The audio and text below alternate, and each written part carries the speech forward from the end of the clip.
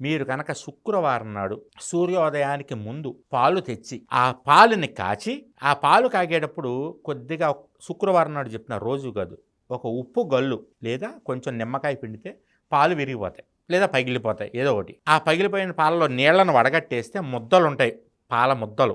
ఆ ముద్దలను ఒక బాణలు పెట్టి పొయ్యి మీద వాటిని వేసి అంత చక్కెర కానీ అంత దంచిన బెల్లం కానీ వేసి సన్నటి సెగ మీద కలిపితే దాన్నే కలకండ అంటారన్నమాట. కలకండ మనం ఇంట్లో చేసి సూర్యోదయానికి ముందే లక్ష్మీదేవికి నైవేద్యం పెట్టి ఆ రోజు సాయంత్రం వరకు ఉపవాసం ఉండి, అంటే ప్రసాదం తీసుకోండి, సాయంత్రం వరకు ఉపవాసం ఉండి సాయంత్రం పాయసం వండి, వీలైతే సాయంత్రం పొద్దున్న కలకండ చేసి సాయంత్రం పాయసం వండి చంద్రుడికి నివేదన చేయమన్నారు. ఒకవేళ చంద్రుడు ఆ రోజు రాలేదనుకోండి, ఇంట్లో దేవుడికే నైవేద్యం, అమ్మవారికే నైవేద్యం చేసి ఆ రోజు చీకటి పడిన తర్వాత పెరుగు అన్నం తినండి, పాయసం తినండి, పెరుగన్నం తినండి, ఇంకా మిగిలిన కూరలో గీరలు ఏం వద్దు.